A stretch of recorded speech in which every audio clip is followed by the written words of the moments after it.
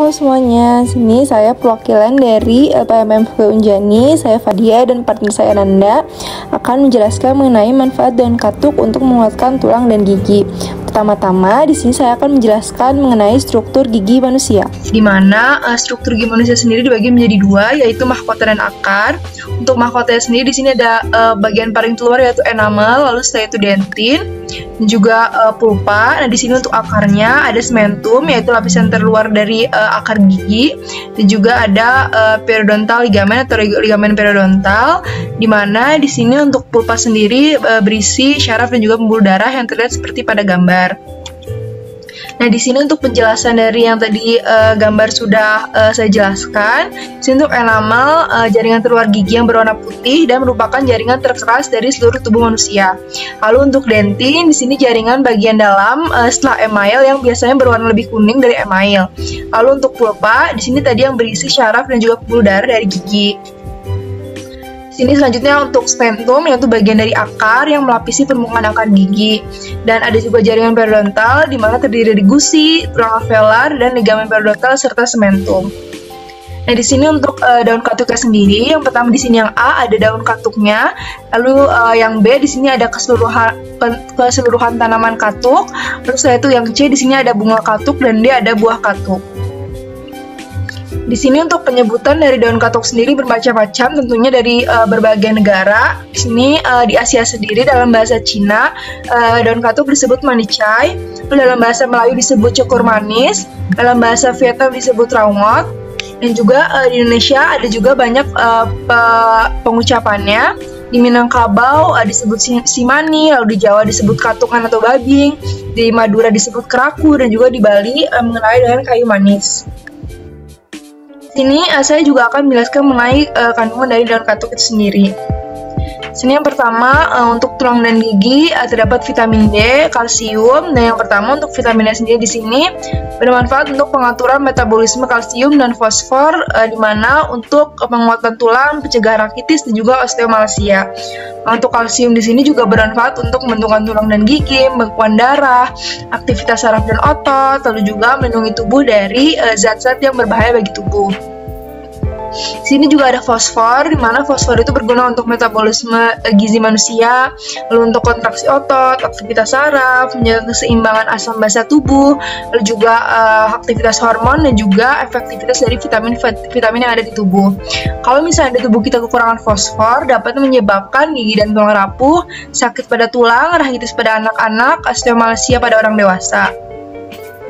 Nah, untuk kekurangan kalsium sendiri juga bisa mengakibatkan nyeri punggung atau pinggang, tulang rentan mengalami keretakan, gigi rapuh, sering sakit gigi, kram kaki, lalu sakit kepala, detak jantung lebih cepat, tekanan darah tinggi, insomnia, nyeri sendi, bisa juga gugup, cemas, mudah marah, dan juga pada wanita masa menstruasinya bisa lebih lama.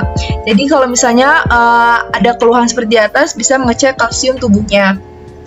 Selanjutnya ada manfaat-manfaat dari daun katuk yang terdiri atas antioksidan, anti jamur, anti kanker, anti lipidemia, antibakteri, dan juga anti diabetes. Kemudian daun katuk juga merupakan manfaat bagi kehidupan sehari-hari, yaitu ada pelancar ASI, penyembuhan luka, mengatasi sembelit, mencegah adanya penuaan dini, dan yang terakhir ada sebagai pewarna alami. Kemudian ada cara mengkonsumsi dan penggunaan dari daun katuk itu sendiri. Yang pertama, daun katuk dapat dikonsumsi sebagai lalapan atau sayur bening. Untuk cara pembuatannya itu, direbus terlebih dahulu dalam air mendidih, kemudian ditambahkan sedikit garam, lalu direbus 3-4 menit. Yang kedua, sebagai minuman segar.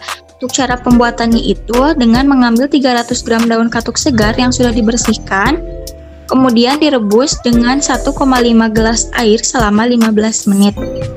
Kemudian air rebusan daun katuk pun dapat langsung diminum.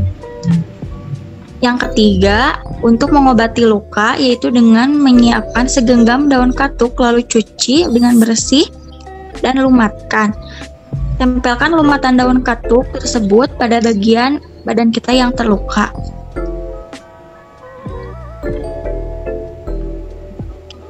Yang keempat, sebagai pewarna alami. Untuk pewarnaan alami, cara pembuatannya itu dengan mencuci bersih terlebih dahulu daun katuknya, kemudian menambahkan sedikit air, lalu diperas dan diambil sarinya. Kemudian sarinya itu bisa langsung digunakan sebagai pewarna makanan yang alami. Ingat, semua yang dikonsumsi berlebihan itu tidak baik. Contohnya pada daun katuk, adanya vitamin A dan vitamin D jika dikonsumsi berlebihan akan mengakibatkan toksisitas, yaitu kenaikan kadar kalsium dalam peredaran yang mempengaruhi tekanan darah yang menyebabkan endapan kalsium di bawah kulit dan di tubuli ginjal. Penderita penyakit batu ginjal dianjurkan untuk tidak mengkonsumsi daun katuk. Bagaimana agar memperoleh manfaat daun katuk yang optimal, yaitu dengan disarankan mengonsumsi 50 gram per hari atau per kapita. Kemudian untuk di Taiwan, masyarakat di sana mengonsumsi daun katuk sebanyak 6-303 gram sebagai sayur mayur. Dan untuk di Kuala Lumpur rata-rata sebanyak 180 gram per minggu per orangnya. Di sini ada sumber-sumber yang kita dapat mengenai daun katuk yang telah tadi dijelaskan. Hatur nuhun, sekian dapat kami sampaikan. Terima kasih, semoga sehat selalu.